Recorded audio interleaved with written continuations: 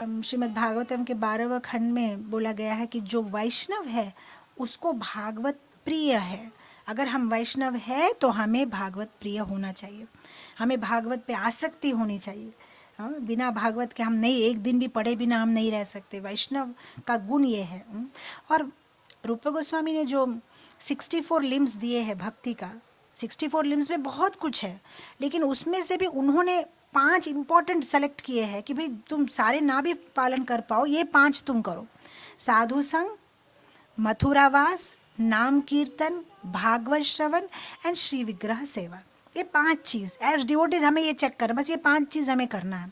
नाम कीर्तन हम जब कर रहे हैं, भागवत श्रवण रोज़ भागवतम सुनना है या तो पढ़ना है, और है नाम कीर्तन। साधु संग, इस्कॉन में साधु संग तो बहुत इजी से हमें मिल जाता है, हमेशा हम वैष्णव के उसमें रहते हैं। श्री विग्रह सेवा, सबको अपना तरीके से जो है विग्रह की सेवा करनी चाहिए। घर में छोटा विग्रह रख सकते हैं या आपके आसपास में मंदिर में जाके भी आप विग्रह की सेवा कर सकते हैं। एंड मथुरावास, मथुरावास क्या करें माता जी, सब विशाखापट्टनम से चलिए मथुरा ट्रेन पकड़ते हैं। नहीं नहीं, उतना चिंता करने की ज़रूरत नहीं, क्योंकि भगवान ने तो बोला है कि जहाँ जहाँ मेरे भक्त मेरा नाम कीर्तन करते मैं तो वहीं रहता हूँ। ना हम तिष्ठानि वैकुंठा योगिना हृदय मद भक्ता यत्र गायन्ति तत्र तिष्ठानि नारदा। तो ये तो हो गया मथुरा। या राधा दामोदर है मतलब ये वृंदावन है। मंदिर में तो जगन्नाथ जी भी है और राधा दामोदर भी है, मतलब पुरी भी है और वृंदावन भी है, और सीताराम लक्ष्मण हनुमान है, तो अयोध्या भी है।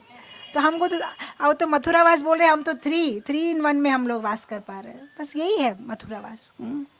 तो ये 5 चीज़ बस एज भक्त हम कर रहे हैं कि नहीं, हमें देखना है। सो उसमें इम्पोर्टेंट दिया हुआ है भागवत श्रवण रोज़। ये इसलिए हम लोग गाते हैं ना, नित्यम भागवत सेवाया, नित्यम भागवत का सेवा करना है, नित्यम भागवत का सेवा करना, सुनना है भागवत। भागवत की सेवा उसी तरह से करना है। भागवत की सेवा मतलब को आरती दे के छोड़ देना नहीं है। नहीं, बहुत सारे ऐसे भी है, हम देखते कुछ राजस्थानी मारवाड़ी लोग जो है भागवत को मानते हैं, लाल कपड़े के अंदर में ढक के पूजा रूम में रखते हैं, रोज़ भागवत को आरती देते हैं, अच्छी बात है। But the real way for serving Bhagavatam is to open the Bhagavatam and read. भगवान की हर चीज़ का एक विशेष वे ऑफ एन्जॉइंग है। जैसे अगर भगवान का प्रसाद है तो हम ये नहीं बोल सकते कि भगवान के प्रसाद को मेरे दांतों से कैसे कुचल दूँ, इसलिए मैं सिर्फ उसकी पूजा करूँगा। नहीं, उसको दांतों से ही सेवा कर सकते हैं, उसकी हमें लेना है। वैसे भागवत में पूजा करूँ नहीं, भागवत को पढ़ के ही पूजा करना है ना। विग्रह को सेवा करके पूजा, ऐसा सबका अपना अपना द वे कृष्ण मैनिफेस्ट, उसका डिफरेंट डिफरेंट वे है। तो भागवत इसीलिए तो देखिए हमारे पूर्वज लोग भी, सबके घर में रेगुलरली सब गाँव में ये भागवत सप्ताह होती थी। अभी ज़्यादा करके नहीं हो रही है, अब कुछ कुछ अमीर लोग जो है अपने तरफ से कुछ ऑर्गेनाइज करते हैं और लोगों को बुलाते हैं, लेकिन पहले तो हर गांव में ये भागवत सप्ताह 7 दिन का भागवत सप्ताह होती थी।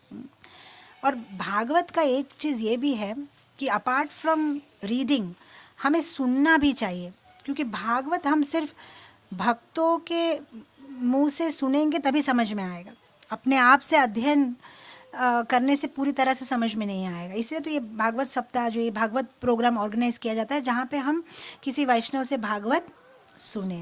तो ये फैसिलिटी तो अभी है हमारे पास, यूट्यूब है, हमारे पास स्मार्टफोन्स है, तो हमें पढ़ना भी है और हमें उसको सुनना भी है। कान से हमारे अंदर में जो है वो शब्द प्रवेश होते हैं। ये भागवत को सबसे पहले ठाकुर जी ने ब्रह्म को दिया था। ब्रह्म को बोला नहीं था, लेकिन उनके पास उन्होंने ये जो भागवत के जो सारे श्लोक है वो ब्रह्मा के हृदय में उसको ये किया था, मतलब ओपन किया था या मैनिफेस्ट किया था ब्रह्मा के हृदय में। लेकिन ब्रह्मा के हृदय में ये 18,000 नहीं थे ये श्लोक, सिर्फ 4 श्लोक थे। इसलिए हम ये जो चतुश्लोकी भागवतम के जो 4 सेकंड कैंटो के भागवतम के जो 4 इंपॉर्टेंट श्लोक है वो ब्रह्मा को दिए थे। फिर वो 4 का, क्योंकि ब्रह्मा तो बहुत इंटेलिजेंट है, तो उनको 4 श्लोक में पूरा भागवत समझ में आ गया।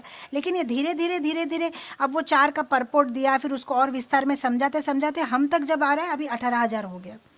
नहीं तो पहले तो शॉर्ट भागवत, उतना में वो लोग समझ जाते थे। शंकरशन बलराम जी ने भी ये भागवत सुनाई थी चतुष कुमार को। ये चतुष कुमार में जो सनत कुमार थे, उन्होंने फिर इसका जो है प्रचार करना शुरू किया था। तो उन्होंने सांख्यायन मुनि को ये भागवत बताई थी, और फिर सांख्यायन मुनि ने बृहस्पति को और पराशर मुनि को समझाया था भागवत। और फिर पराशर मुनि ने ये भागवत को समझाया मैत्रेय को, फिर मैत्रेय ने समझाया था विदुर को। इसलिए हम लोग मैत्रेय एंड विदुर का कॉन्वर्सेशन देखते हैं, श्रीमद् भागवतम के 3 स्कंद में आता है। तो इस तरह से जो है शिव पार्वती को बोल रहे हैं, ऐसा अलग अलग स्थानों पे।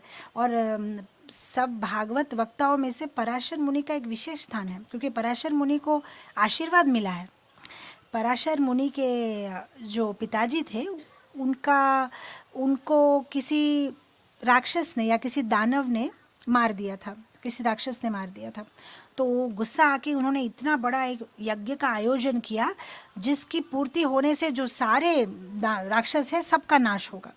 तो जो पुलत्स्य मुनि है, जो राक्षसों के पिता है, उन्होंने वशिष्ठ मुनि को रिक्वेस्ट किया कि काइंडली इसको बोलो ये यज्ञ बंद करने के लिए, अब जो हो गया माफ़ करने के लिए बोलो। तो फिर वशिष्ठ मुनि जाके जो है इनको रिक्वेस्ट करते हैं पराशर मुनि को, और पराशर मुनि मान जाते हैं और यज्ञ बंद कर देते हैं। तो तब पुलत्स्य मुनि बहुत ज़्यादा खुश होके कि तुमने मेरे बात का मान रखा है, तो मैं तुमको ये ब्लेसिंग देता हूँ कि तुम्हारे जैसा भागवत वक्ता कोई नहीं होगा, सर्वश्रेष्ठ, तुम इतनी सुंदर तरीके से भागवत सबको समझा पाओगे। तो पराशर मुनि वॉज ए वेरी ग्रेट मतलब ओरेटर, या जो है बहुत अच्छा से भागवत का वो समझाते थे।